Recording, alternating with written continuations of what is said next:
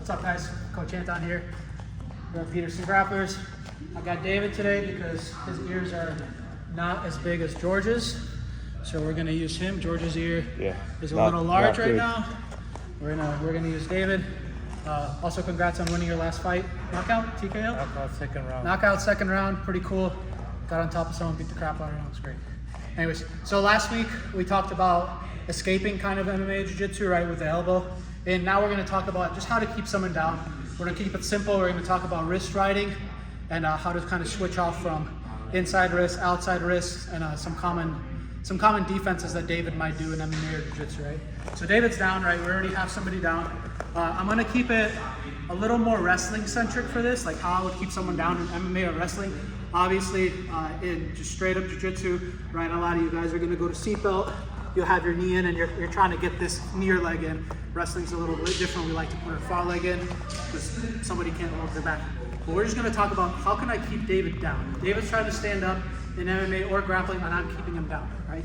First concept we talk about, again, a little different in jiu-jitsu because we can choke, but in MMA and wrestling, I like to keep hands behind his shoulders, right? Because if I'm on top and David gets his first move, he starts standing up, right? And this hand stays on top, he's already on the inside, right? He can get out pretty easy.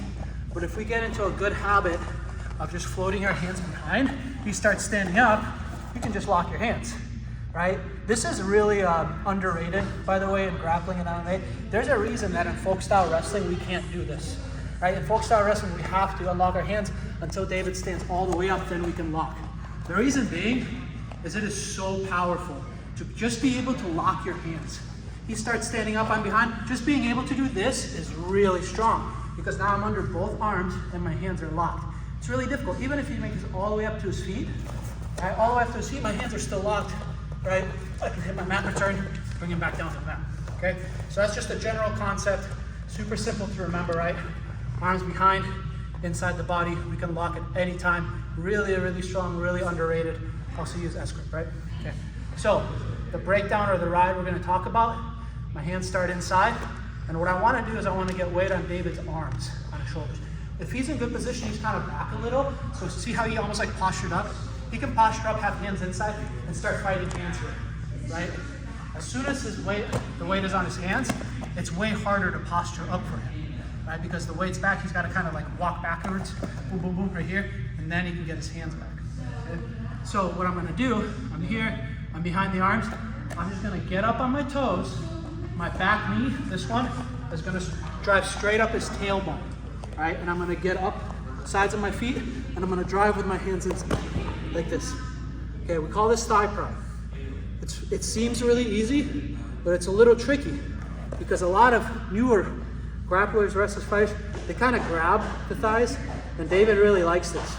But I'm not here to please David, I'm here to keep his hands on the mat. So he's like, no, Anton, go higher, and I'm like, no, David, this is not the time, okay?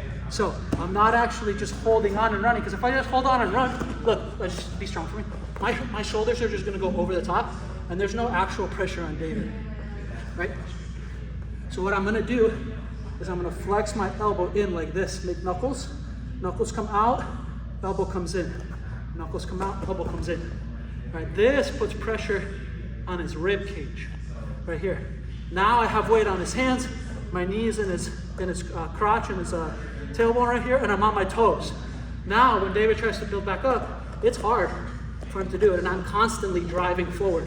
Just this motion right here for grappling and MMA, if someone's trying to get up, right, is amazing, right? If you just learn how to elbows in, knuckles out, and drive right here, it's gonna be very difficult for David to start building up here as I'm driving forward, okay?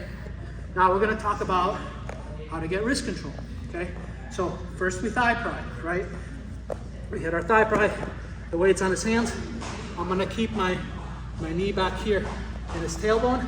As I do that, I'm gonna chop his arm down on this side. It's not actually a chop, guys. I'm not swinging my arm. What I'm actually doing, it is like me coming down like this, but my hand hooks and I pull his elbow in, right? So if he's strong and I'm just like chopping, right, nothing's gonna happen. But if I hook as I chop and pull the elbow in, that's when his elbow comes down.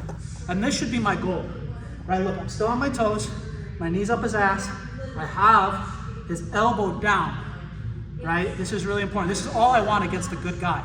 And now hold this position. Now, newer wrestlers, grapplers, sometimes we'll do this. So this is like, I'll call it JV inside wrist, right? Because all I have to do is weave my hand in, and I have the wrist, or I have the fingers. Like if he had a glove on, I can grab his glove like this, right? And I have a really good grip here, right? And if we get this, all we have to do is take that hand that was already inside, I'm gonna keep it tight, and I'm gonna run my left shoulder to his left shoulder while running my feet. Look. That's it. Right, so I have the wrist, right? We can pass it through if we want, right? We can pass it through like this, stay on top, or we can keep this aside, right?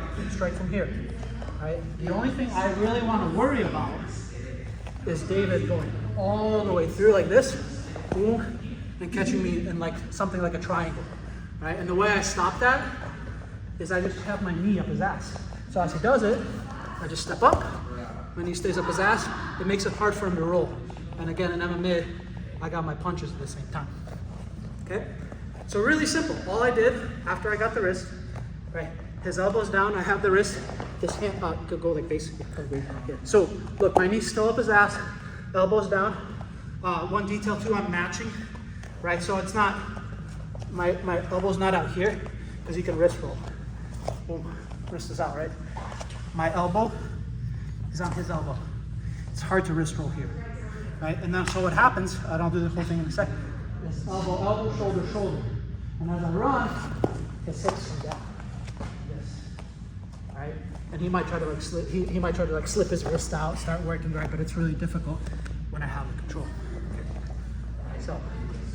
So that's kind of the baseline. That's super easy. That's if somebody does this for you, which I'll admit, at a higher level, anybody half decent, it's probably not going to happen, right? So now we go back to the same position.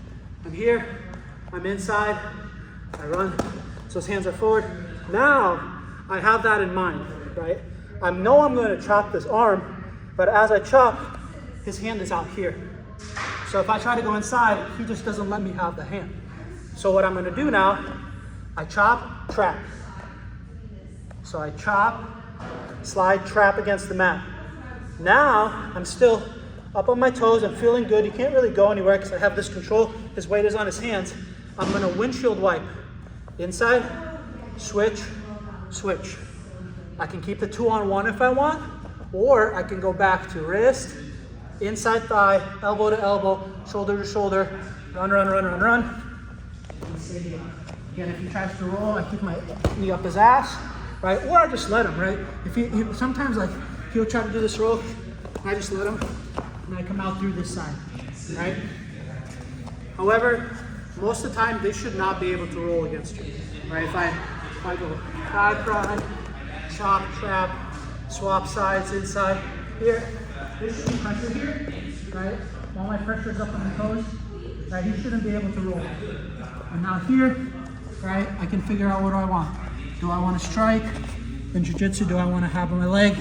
Do I want my elbow in? Try to look for my pass. We can also come here.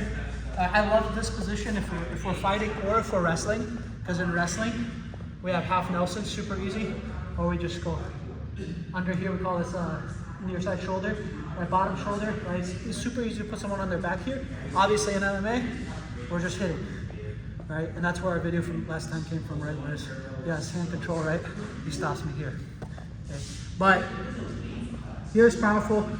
And next time we'll talk about hammer lock, but as long as when we're here, we have our elbow on his elbow and chest on top, David tries to move, it's very difficult.